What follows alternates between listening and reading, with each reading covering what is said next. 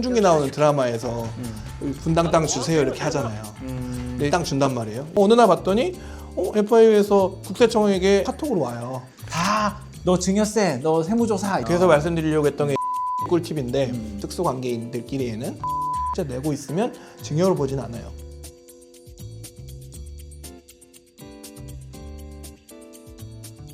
안녕하세요. 돈 버는 세계사입니다. 되게 많은 분들이 최근에 고민을 많이 하고 있는 내용인데, 가족 간에 용돈 드리거나 뭐 이럴 때 괜찮나? 이런 거 고민을 되게 많이 하실 거거든요. 가족 간의 돈 거래 네. 안 할 순 없죠. 안 할 수 없죠. 네. 네. 박세무사님은 돈 안 보내세요? 다 보내죠. 네. 제가 그러니까. 없습니다. 네. 우선은 가족 간의 돈 거래가 거래라고 표현을 하기보다는 사실은 주는 개념인 거지. 맞아요. 사실 돈 거래라고 할 만큼 우리 인식상 그렇게 박혀 있지는 않았어요. 그렇죠. 네. 맞습니다. 근데 이렇게 돈 거래라고 불리게 된 지경은 사실은 이게 증여이기 때문에 그래요. 그렇죠. 국세청이 바라봤을 때 돈을 왔다 갔다 하는 게 가족 간의 송금으로만 보지 않고 여기도 세금을 물려야 되겠네라는 측면으로 바라보기 때문에 돈 보내는 분도 돈 받는 분도 계속 다 걱정을 하시는 거거든요. 네. 우리나라 인구가 꽤 많아요. 그쵸, 5천만 명이 넘는 걸로 알고 있는데 네네. 그 모든 계좌를 다 보지는 않지만 그렇죠. 그래도 국세청이 최근에 CTR, 이제 고액 현금 트랜잭션을 네. 감시를 하는 이런 시스템을 구축을 했다고 하죠. 이 모니터링 시스템에 걸려진 사람들을 다 부르지는 않을 거지만 그렇겠죠. 그래도 어떠한 행위들을 했을 때 포착이 돼서 조사로 이어진다든지 추징으로 이어진다든지 한다는 게 이제 무서운 점입니다. 예. 그러니까 500만 원, 1000만 원을 보냈다고 해서 무조건 세무조사 이거는 아닌데 이상 징후가 있는 거래들, 갑자기 돈이 왔다 갔다 했다는 것들은 모아서 그걸 금감원에다가 통보를 하겠다는 거잖아요. 그쵸. 그 FIU라는 금융분석원에서 네. 이제 금감원으로 통지합니다. 근데 그 통지가 되더라도 다 너 증여세, 너 세무조사 이거는 아니라는 거잖아요. 사실 전체를 다 들여다보는 거 불가능하잖아요. 그렇죠. 아무리 컴퓨터가 뭐 시스템이 좋고 그래도 100%는 아닐 거지만 계속 반복적, 막 1000만 원씩 계속 보내요. 이런 것들은 국세청에서 예의주시하고 있는 건데 오늘은 이제 가족 간의 돈 거래 어떻게 하고 왜 폭착이 되는지에 대해서 좀 이렇게 설명을 좀 드렸으면 좋을 것 같습니다. 예. 제일 기본적으로 증여세에 대한 한도부터 시작을 하는 게 좋을 것 같아요. 예. 가족 간의 돈 거래가 증여 때문에 문제가 된다고 했었는데 우선은 미성년자 자녀한테는 2천만 원, 그리고 자녀한테는 5천만 원, 그리고 부부간에는 6억 원, 10년이에요. 그러니까 상속세랑 증여세랑은 이제 법을 공유하고 있는 상속세 및 증여세법에 규정하고 있는데 10년 동안 합산된 금액이 그만큼이에요. 1회당 2천만 원이면 2천만 원 계속 나눠서 줄 거 아니에요. 그렇죠. 그러니까 10년 합산 금액이 뭐 아까 말했던 기준 금액까지는 증여로 보지 않는 금액이에요. 근데 그렇다고 막 뭐 용돈 50만 원, 10만 원 준 거 이거 다 언제 다 합쳐요. 그러니까 그 개념상으로 봤을 때 2천만 원, 5천만 원, 6억 원까지는 증여가 아니니 사실은 거래가 일어나도 어지간하면은 그 안에 다 들어온다고 보는 거잖아요. 말씀하신 부분에서 이제 맞는 것도 있고 아닌 부분도 있는 것 같아요. 네. 그러니까 뭐냐면 생활비를 보낼 때, 뭐 학비를 보낼 때 이런 거는 사실 증여세법에 보면은 비과세 항목으로 규정되어 있습니다. 이게 사회 통념상이라고 보거든요. 저희 집 엔겔 지수가 높아요. 아들 셋이라. 네. 고기 사 먹는데 네, 이제 식비 뭐 많이 돈 들거든요. 때로는 뭐 어떤 집은 300만 원 쓸 수 있고 어떤 집 그렇죠. 500만 원 쓸 수 있잖아요. 이런 생활비 입금액 같은 경우에는 누적 금액이 뭐 아까 얘기했던 뭐 그 금액을 초과하더라도 제외가 됩니다.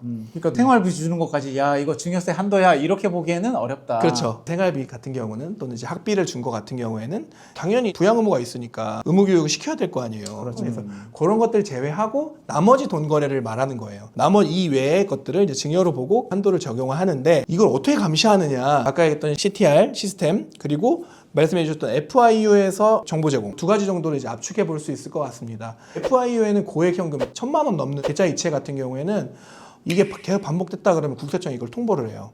그리고 나서 문자 카톡이 옵니다. 어느 날 봤더니 FIU에서 국세청에게 카톡으로 와요. 다 세무조사 대상은 아니지만 그래도 정보를 제공했다는 거예요. 그 말은 뭐냐면 이상 징후가 있어서 계속 하게 되면 결국에는 아무래도 조사가 나올 확률이 높아지겠죠. 그러니까 그 정도의 모니터링은 하고 있다. 네, 그렇게 알 수가 있습니다. 여기에 또 한 가지 조금 더 덧붙여서 이제 최근에 뉴스에도 많이 나오는 것 중에 엄마 카드로 이제 다 결제하고 나는 내 돈은 다 모아. 또는 뭐 내가 예를 들면 연봉이 뭐 5천만 원인데 갑자기 10억짜리 아파트를 뭐 샀다 이런 거에 대한 모니터링도 하잖아요. 그렇죠. 네. 그 이상징후라고 얘기했던 건 우리의 상식으로 봐도 되게 딱 맞는 거예요. 그러니까 뭐냐면 내 연봉이 5천인데 갑자기 스포츠카 막 1억짜리 할부금을 뭐 월 400씩 내고 있어요. 엄마는 대구에 살고 난 대전에 사는데 대전에서 계속. 엄마 카드가 계속 긁히는 거죠. 이런 것들. 이게 실제 모니터 돼서 저희한테 연락 온 사례 저희가 많이 봤어요.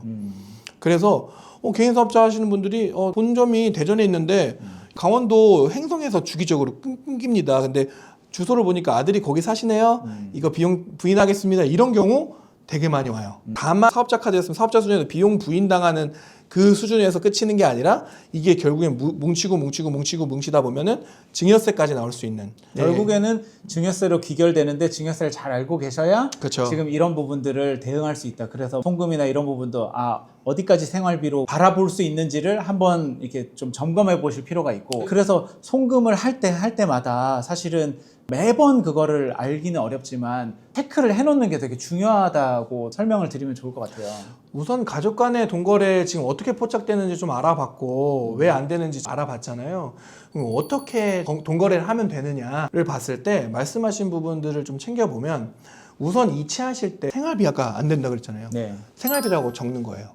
사회통념상 엄마 용돈 뭐 30만 원씩 드리는 거 이거 증여로 보지 않아요. 근데 막 1억 원씩 계속 줘. 이건 증여지만 어머님 고기 사드시라고 한 달에 50만 원, 100만 병원비에 원, 보태시라고 그렇죠. 30만 원씩 이렇게 드리는 거 이거 합쳐지지 않거든요. 네. 이체 시에 메모를 꼭 남기세요. 그래서 증여세 비과세되는 항목을 이용하셔라. 그런 게 이제 첫 번째 팁이 될 수 있을 것 같고요. 두 번째는 그 차용증이에요. 결국엔 많은 돈이 왔을 때는 사실 용돈이나 뭐 이런 걸 볼 수 없잖아요. 이제 근거를 남기라는 거네요. 그렇죠. 돈이 간 근거가 뭐냐? 말로 뭐 돈 빌려주세요. 돈 네. 빌려줄게. 그래 뭐 이거는 쓰고 나중에 갚아라. 이렇게 하면은 야 이거 왜 줬어? 할 수 있으니 근거를 차용증으로 남겨라. 부모와 거래는 실제 상환행위가 있어야 그걸 좀 인정해주는 경우가 좀 많아졌어요. 그러니까 그냥 빌렸어요. 차용증이에요. 이걸로는 안 되고. 그쵸. 진짜 빌린 거에 대한 갚기도 하고 이자도 네. 주고 이런 네. 이제 절차들이 네. 실제 다 수반되어야지 네. 빌린 게 맞구나. 맞습니다. 나중에 원금도 갚을 거구나. 네. 이렇게 이제 알 수 있다. 맞습니다. 그래서 사용증을 쓰되 어떤 경우는 내용 증명을 보내놔서 그 날짜를 찍어서 주는 경우도 있어요. 사후에 제작된 차용증 이런 것들을 쓸 수 있으니까. 그리고 또는 공증을 받으시는 방법도 있죠. 공증을 받아놓는 게 제일 안전하겠죠. 그래서 막 해놓고 여기에 명시된 이자가 있어요. 우리가 세법에서는 4.6% 이상을 받으라고 하거든요. 특수관계인들끼리에는. 그럼 4.6% 이상을 명시를 해놓고 실제 그 이자를 그 명시된 이자 납입 기간에 반환하는 걸 보여야 원금이 막 2억, 3억이 되더라도 이자를 실제 내고 있으면 증여로 보진 않아요. 또 이제 사실 가족 간에 있는 뭐 돈거래에 제가 생각할 때 제일 큰 이벤트는 사실 결혼, 맞아요. 뭐 출산, 뭐 이럴 때거든요. 결혼하는데 뭐 예를 들면은 아까 5천만 원 한도라고 하지만 5천만 원 요새 부모님이 준다고 해서 어디 단칸방 월세 보증금이 안 될 수 있잖아요. 그래서 말씀드리려고 했던 게 세 번째 꿀팁인데 태어날 때 그죠? 결혼할 때 이 두 가지에 대해서는 추가적인 증여 그 한도가 발생이 돼요. 그때는 좀 줘도 된다. 그쵸? 얼마까지? 얼마까지? 1억입니다. 네. 그래서 우선은 직계 존속이라 말이 좀 어려운데 직계 존속은 아버지와 할아버지, 할머니, 어머니 이렇게 해요. 이렇게 해서 한도가 1억이에요. 출생할 때, 혼인할 때 합쳐서 1억이에요. 요건 아까 얘기했던 자녀 공제 5천이랑 별도 이기 때문에 합쳐서 1억 5천을 증여를 할 수 있는 거죠. 그 정도 되면은 그래도 어디 집이라도 마련할 수 있고. 근데 결혼 혼자 하나요? 둘이 하잖아요. 그렇죠. 네, 둘이 하잖아요. 그러니까 한 명 1억 5천이면 여기도 1억 5천이겠죠. 다 각각 네. 받을 수 있는 거예요. 네, 각각 받을 수 있어요. 그래서 3억까지는 이게 증여를 받으실 수 있다. 지금까지는 이제 그 단순히 돈거래가 어떻게 되고에 대해서 이야기를 했는데 이런 것도 또 궁금하실 것 같아요. 대표적으로 이제 돈 거래 말고 뭐 거래할 게 뭐가 있겠어요? 주식이나 땅이겠죠. 네. 최근에 트렌드 중에 하나가 미국 주식 워낙 이제 뭐 좋으니까 우리나라 주식도 좋지만 그래서 장기 투자하면서 주식을 자녀 이름으로 산단 말이죠. 근데 이런 것도 뭐 증여세의 이슈가 또 생길 수 있는 거 아닌가요?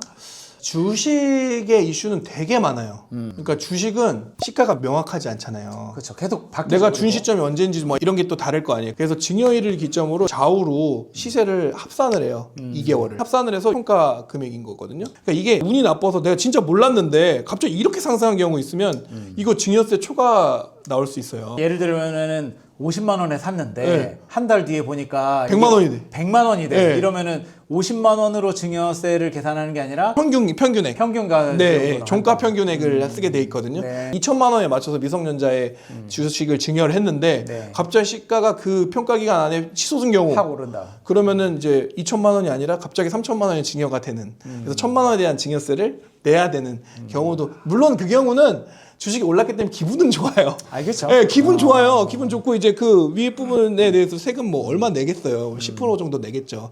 그러니까 뭐 그건 좋은 경우인데 뭐 내려간 경우도 당연히 발생을 하겠죠. 그렇지. 네. 근데 또 이 미성년자녀인데 주식을 거래할 수 없어요, 법적으로. 그죠? 근데 그거를 주식을 증여를 해 놓고 주식이 계속 왔다 갔다 사고 팔고 한단 말이죠. 그러니까 부모님이 자녀 명의에 네. 계좌에서 샀다가 팔다가 이걸 계속해. 그렇게 해서 벌어진 이 경우에는 부모님이 한 걸로 보겠죠. 당연히 아들은 안 되니까.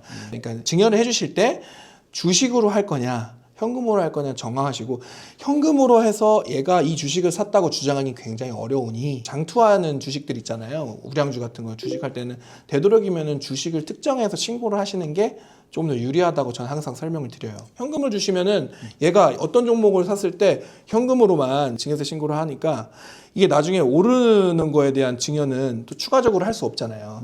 그러니까 특정 뭐 상품을 구입해서 요걸 신고를 하시고 그거를 오래 놔두고 그렇게 하시는 게 좋다. 그래서 변칙적인 심화 과정을 얘기하다 여기까지 빠졌는데 주식을 할 때는 평가 문제와 시점 문제 뭐 그거를 주의하셔야 된다. 그리고 사고 파는 거 주의하셔야 된다. 네. 말씀드리고요. 또 자산이 사실 많으신 분들은 고민하는 것 중에 하나가 땅, 건물 이런 것들 또 결국에는 자식이 뭐 필요하다면 네, 뭐 싸게. 매매를 할 수도 있고 그쵸. 예를 들면은 10억짜리 땅인데 3억에 줄게 이렇게 한다고 거래를 해도 되나요? 그것도 오늘 주제와 맞아요. 그것도 돈 거래인 거거든요. 그렇죠. 그러니까 땅을 10억짜리를 그러니까 10억짜리라고 하는 것 자체가 시가라는 거예요. 여기 옆집에 내놓으면 10억인데 자녀한테 3억에 판단 말이죠. 그럼 시가보다 어쨌든 30% 싸게 팔면 차액분은 증여로 봅니다. 이제 물건마다 다르겠죠. 아파트나 뭐 주택이나 뭐 땅이냐 뭐 임야나 이게 다 다를 텐데 시가라는 게 모호하잖아요. 아파트는 좀 명확하게 얘기하지만 30% 버퍼를 준다. 이렇게 이제 보면 되나요? 근데 그것도 되게 또 복잡한 게 법인에 가면은 부당의 계산 부위는 또 특권자는 3억 원 또 할인하는 거 그리고 30% 맥스잖아요.